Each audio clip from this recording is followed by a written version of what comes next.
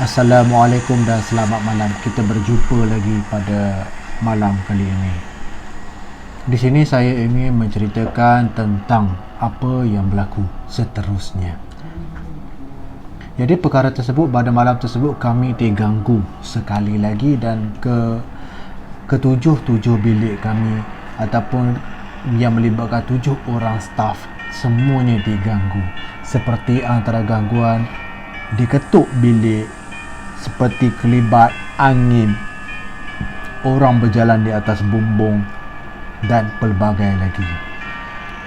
Jadi di sini saya cuba ingin sampaikan bahawa setiap benda ataupun makhluk Allah, kalau kita kacau tempat dia, maka dia akan marah.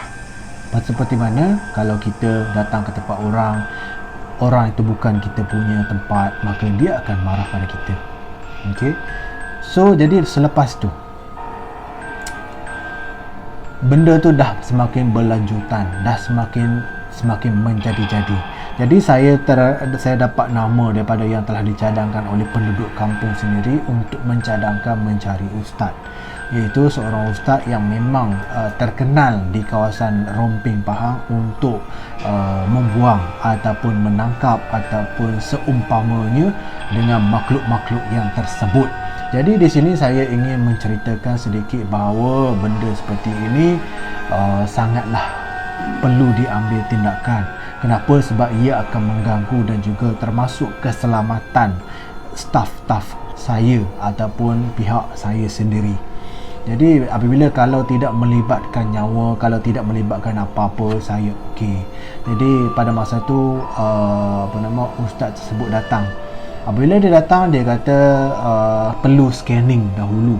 Perlu scanning bermaksud untuk melihat dahulu keadaan ataupun sejauh mana kekuatan entiti tersebut. Adakah dia merupakan dia betina ataupun jantan. Boleh dilihat.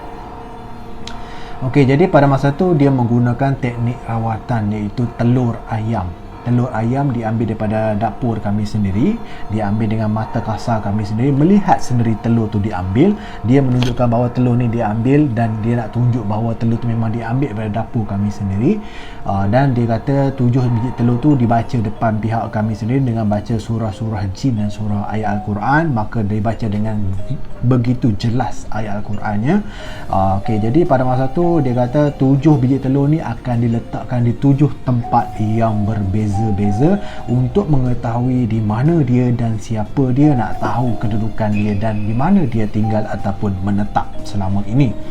Jadi pada masa tu 7 biji telur tu diletakkan pada 7 tempat berbeza. Tempat yang pertama iaitu dekat lobi, dekat bahagian restoran punya ruang makanan.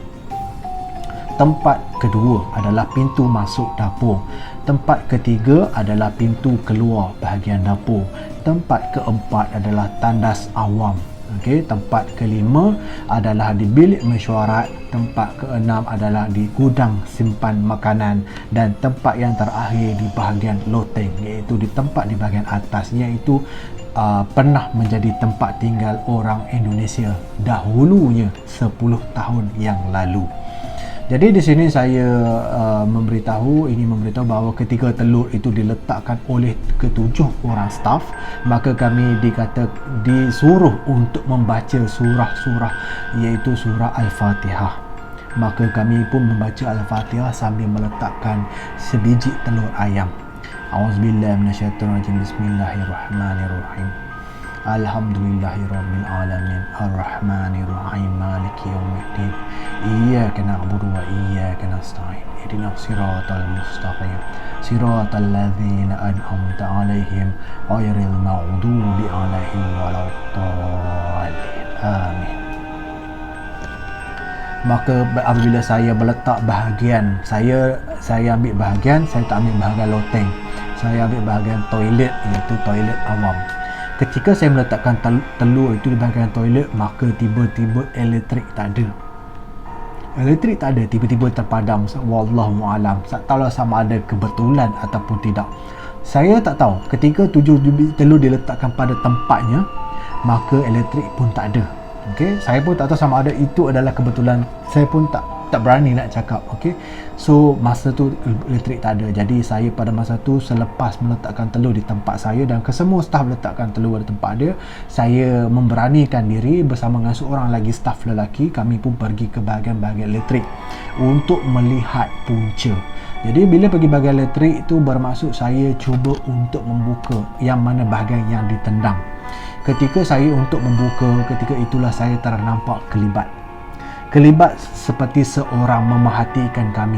Pada waktu tu mungkin saya fikir positif, saya cakap pada saya punya staff lah, mungkin ni ada orang lain kot tengok kot, ataupun mungkin sebab cahaya bila daripada cerah kita nak pergi ke gelap, mungkin ada cahaya, ataupun seperti korang pejam mata, korang cuba pejam mata and then try buka mata, dan bila anak mata ataupun bulu kening tu dia transition, light transition, dia berubah, maka dia akan menyebabkan kita akan nampak macam seolah-olah kelibat. Saya tak tahu sejauh mana teori saya boleh terima pakal ataupun tidak. Jadi pada masa tu saya pun kata tak ada apa-apalah. Okey, tiba-tiba ada seperti kedengaran. Kami dua dengar seperti ada seperti kain diseret. Pernah dengar kain diseret? Kain diseret di atas bumbung. Okey, jadi pada masa tu saya fikir mungkin angin ataupun daun. Saya pun cakap lah pada ustaz, ada daun. Ada daun macam bunyi macam daun. Tapi tak dengar bunyi tapak kaki. Macam tu lah saya kata. Lepas tu dan ustaz tu pun katalah itu betina. Itu kain yang diseret. Itu betina. Kalau bunyi tapak kaki dengan jelas, itu adalah jantan. Okey, jadi pada masa tu saya kata, ada jantan dan betina. Info yang baru. Jadi pada masa tu selepas meletakkan telur, jadi pada masa tu ustaz tersebut tak pun dia macam duduk, kami berkumpul di bahagian ruangan makanan. Maka masa tu kami menunggu lebih kurang dalam 30 minit hingga 1 jam sambil membaca Al-Fatihah masing-masing. Tak kisah. Okey, jadi sama-sama berzikir, tak kisah Allahumma sholli ala sayyidina Muhammad, ataupun tak kisah korang nak berzikir apapun sahaja pada waktu itu, berzikir asalkan ada ayat Quran ataupun sebutan nama Allah. Okey, jadi kami pun berzikirlah. Okey, berzikir. Saya pun pada masa tu baca Al-Fatihah sahaja lebih kurang dalam 1 jam pada masa tu. And then ustaz tu kata, dia tanya pada kami lah, korang nak pergi ambil sendiri ataupun saya nak pergi ambil? Dia tanya macam tu lah. Kalau nak ambil boleh feel, orang kata apa, boleh rasa pengalaman tu. Saya kata kalau nak ambil sendiri, tak apalah, kami ikut je lah ustaz, boleh tengok dengan mata kami sendiri. Maka telur yang pertama di bahagian dapur telah dipecahkan. Apabila telur dipecahkan, maka tak ada apa-apa, dia warna kuning. Sebelum tu saya nak cerita, dia ada level-level dia. Warna-warna telur mencerminkan warna ataupun ciri-ciri khas entiti tersebut, sama ada benda tu macam mana level dia.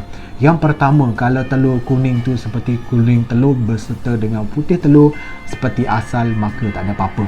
Tapi kalau kuning telur tu berwarna lumut ataupun warna macam hijau campur dengan warna kuning, lebih kurang macam warna hijau-hijau, dak-dak hijau macam tu, itu bermaksud dia dalam keadaan dia hanya lalu lintas sahaja, passing by, ataupun dia hanya menetap tapi tidak mengganggu. Tapi kalau dia warna merah seperti darah, itu bermaksud dia menetap di situ, dia berdendam dan dia akan membalas dendam.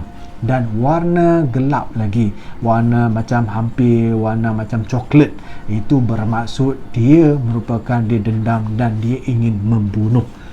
Membunuh bermaksud dia akan buat apa sahaja sehingga orang ataupun target tersebut meninggal dunia dengan izin Allah SWT, kalau itu ajal dia.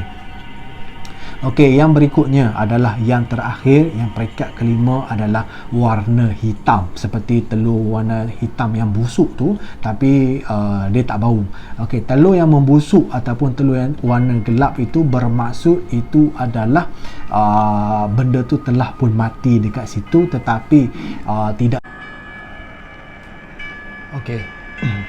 apabila tiba waktu tu, macam kami agak terkejut juga ketika waktu nak untuk ambil balik telur 7 biji yang diletakkan 7 tempat berbeza-beza.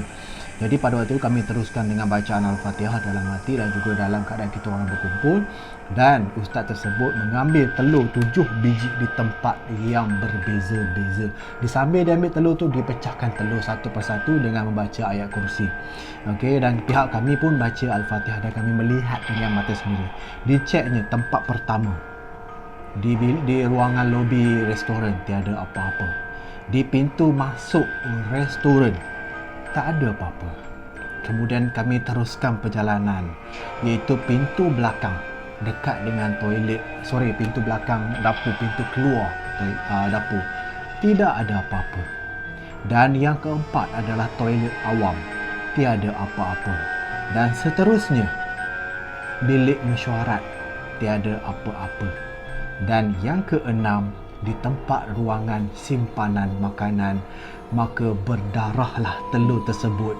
Jadi pada waktu tu kami pun macam agak terkejut, adakah ia merupakan satu perkara yang misteri ataupun diletakkan darah.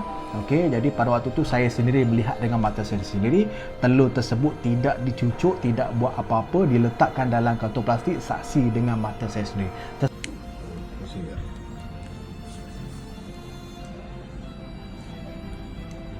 Telur yang dipecahkan bocor tu, Tak, ni tak ni. okey dah. Tengok bocor tu.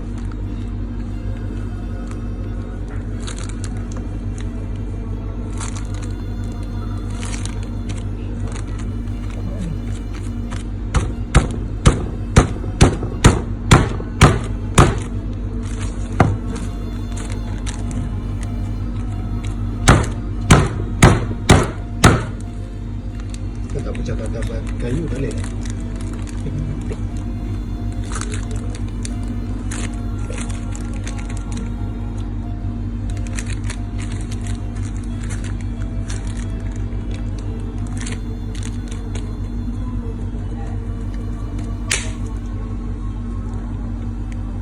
Damn.